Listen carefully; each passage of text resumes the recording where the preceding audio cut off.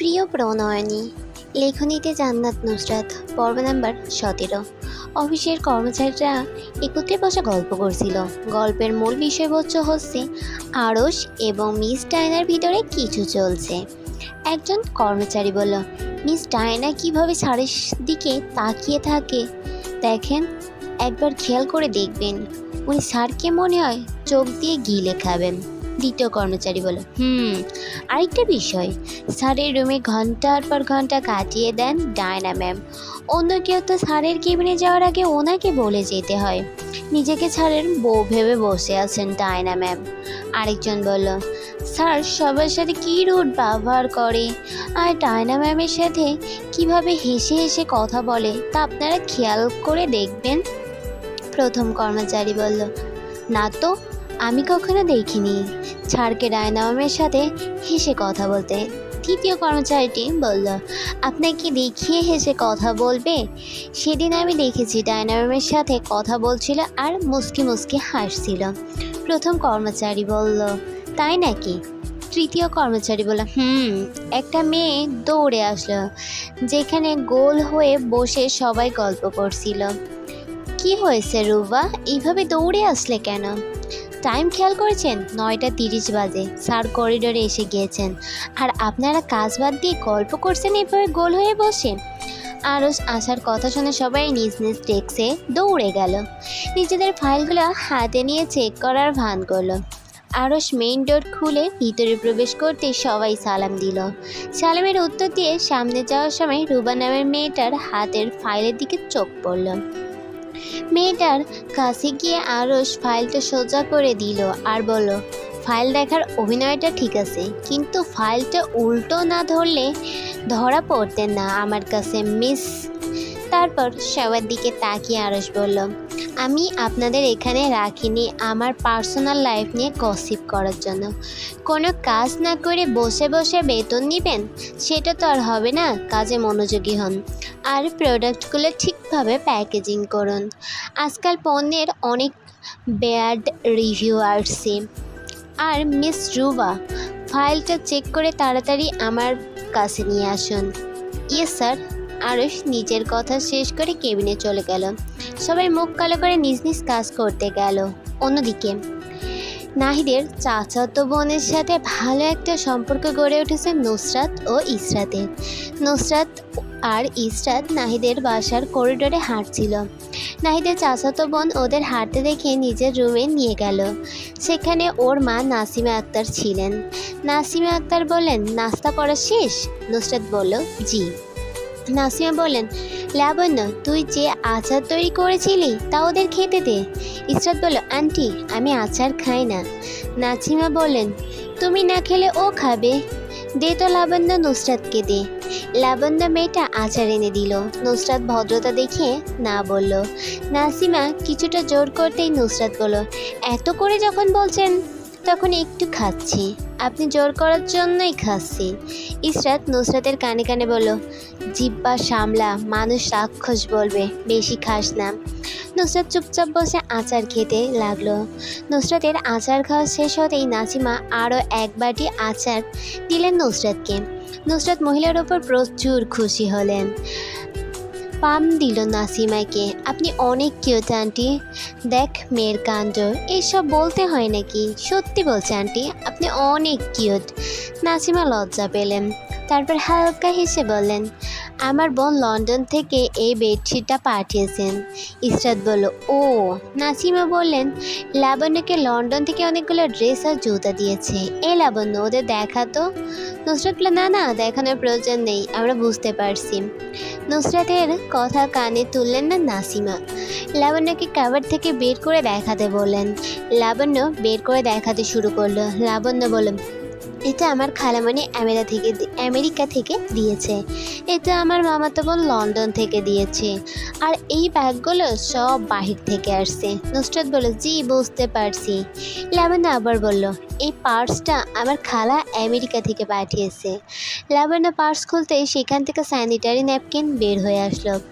ইসরাত নুসরাতের কানে কানে বলল, এইসব দেখে তো মনে হচ্ছে লোকাল বাজার থেকে কিনেছে। নুসরাত বলল, আরে কথা বলিস না, শুধু শোন আর হ্যাঁতে হ্যাঁ মেলা। এদের কথা যতক্ষণ শুনবো এরা ততক্ষণ আমাকে আচার খাওয়াবে। ইসরাত তাজ্জব বনে তাকিয়ে রইল। আচার খাওয়ার জন্য মেয়েটা চুপচাপ বসে এদের কথা শুনছে। লাবণ্য বলল, আরে প্যাডে পার্সের ভেতর কবে রেখেছিলাম ভুলেই গিয়েছি। আসলে আমাদের প্যাডগুলোও লন্ডন থেকে এসেছে।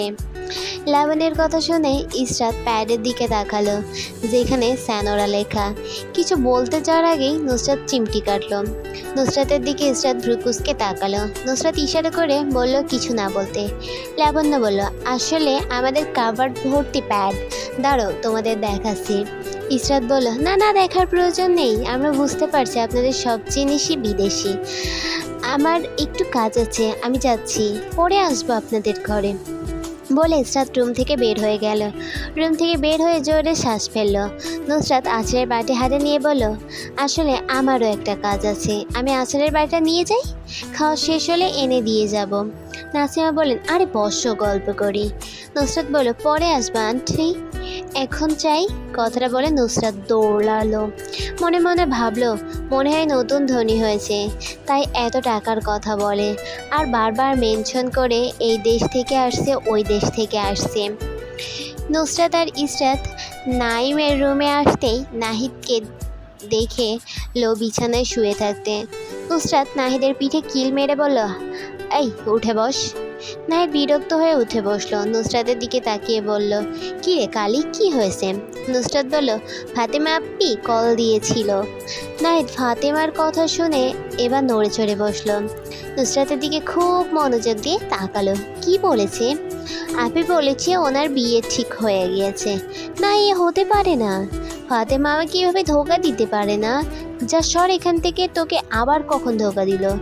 তোর মতো প্লে বয়কে যে আপনি পছন্দ করেছে এটাই অনেক।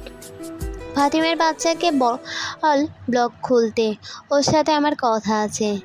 ইসরাত ওদের দুজনের কথায় ফোরন কেটে বলল, তুমি না তানিয়াকে ভালোবাসো, তাহলে এখন মেয়েটার পিছনে পড়লে কেন? নুসরাত বলল, ফাতেমা তোর থেকে 1 বছরের বড়। কোস সারামকার বাড়ি বেহেনকার লেহাসকার। নাহিদ বলল, কিন্তু ফাতেমাকে আমি ভালোবাসি। ইসরাত বলল, তোমার মোবাইলটা একবার দাও। নাহিদ বলল, কেন? নুসরাত বলল, তুমি যদি ফাতেমাকে ভালোবাসিস তাহলে তোর মোবাইলে এত মেয়ের পিক কী করে? নাহিদ বলল, আরে এদের সাথে আমি ফ্লার্ট করি। নুসরাত বলল, যা শালা, 12 ঘাটে নৌকা চালাস আর বলিস ওকে ভালোবাসিস। নাহিদ কথাটা কাটিয়ে দিল, প্লিজ ফাতেমাকে বল ব্লগ খোলার জন্য, আমি সিরিয়াস ওর বিষয়ে। নুসরাত শুনল না নাহিদের কথা। নাহিদ মুখ কাদো কাদো করে বলল, বইনা প্লিজ। নুসরাত বলল, পারবো না, প্লিজ বইনা। কি? ফাতেমা আপ্পির বিষয়ে। ফাতেমাকে। নাহিদের ধৈর্যের বাঁধ ভেঙে গেল। নুসরাতের পিঠে থাপ্পড় মেরে রুম থেকে বের হয়ে গেল। নুসরাত ইসরাতের দিকে তাকিয়ে বলল, দেখলি আমাকে কিভাবে মেরে চলে গেল? ইসরাত বলল, তুই সুযোগ পেলে আরও 2টো বেশি মেরে দিস, এখন আর কানের গোড়ায় ঘ্যান ঘ্যান করিস না। নুসরাত বলল, তুই আমাকে এভাবে বলতে পারলি? ইসরাত বলল, হ্যাঁ বলতে পারলাম, নাটক কম কর বোন। রাস্তার পাশে গাড়ি দাঁড় করিয়ে জাইন আইসক্রিম পার্লারে আইসক্রিম আনতে গিয়েছে। ডেলা গাড়িতে বসে যান্ত্রিক গাড়িগুলো চলাচল দেখছে। হঠাৎ করে চীনা পরিচিত কাউকে গাড়ির পাশ দিয়ে যেতে দেখল ডেলা। আশিক। ছেলেটি পিছনে ঘুরে তাকালো। জানালা দিয়ে মাথা বের করে ডেলাকে তাকাতে দেখে ছেলেটা নিচের দিকে আঙুল দিয়ে দেখালো, আমি। ডেলা হ্যাঁ ভঙ্গিতে মাথা নাড়াতেই আশিক গাড়ির দিকে এগিয়ে আসলো। হ্যালো ডেলা, আমাকে কি ডাকছিলে? ডেলা এদিক সেদিক তাকিয়ে কাউকে খুঁজলো, তারপর বলল, ওখানে তুমি ছাড়া তো আর কেউ ছিল না, ঠাই তোমাকে এতে ডাকবো আর কাউকে ঠো ডাকবো না। ও, কি করছো তুমি? আর এইখানে গাড়ি নিয়ে কি করছো? কিছু না, গাড়িতে একা বসে বোরিং ফিল করছিলাম। ও, আমি কি তোমাকে কোম্পানি দিতে পারি? Yeah obviously. এই গরমে গাড়ির বাইরে দাঁড় করিয়ে রাখবেন, গাড়িতে বসার জন্য বলবেন না? আসলে বসে গল্প করি, তাহলে মজা আসবে গল্প করতে। হ্যাঁ হ্যাঁ, আসো না, আসো, ভিতরে আসো। ডেলা গাড়ির পিছনের দরজা খুলে দিল। নিজেও ফ্রন্ট সিট থেকে নেমে গিয়ে পিছনে বসলো। আশিকের সাথে গল্প করতে শুরু করলো। তোমার জিএফ আছে? না, আমি পিওর সিঙ্গেল। ও, তোমাকে পছন্দ করো কাউকে? তেমন কেউ নেই। কি করতে তোমার ভালো লাগে? ট্রাভেলিং করতে। রিয়েলি? আমি অনেক পছন্দ করি ট্রাভেলিং করতে। আমাদের বেশ জমে যাবে মনে হচ্ছে। জাইন এর মধ্যে আইসক্রিম নিয়ে আসলো। আশিকের সাথে ডেলাকে কথা বলতে দেখে কিছুটা জেলাস হলো। আইসক্রিম এগিয়ে দিয়ে ড্রাইভিং সিটে গিয়ে বসলো জাইন। কিছুটা রুড হয়ে জাইন বলল, আমি কারোর ড্রাইভার না, একজন সামনে আসো। আরে, একদিন আমাদের ড্রাইভার হলে তোর কি চাঁদ চলে যাবে? একদিনের জন্য ড্রাইভার হয়ে যা। চিল ব্রো, চিল। হালকা চাপ্পড় মেরে ডেলা জাইনকে বলল। জাইন বিরক্ত হয়ে কার স্টার্ট করলো আর পিছনে আশিক আর ডেলা গল্প করতে লাগলো।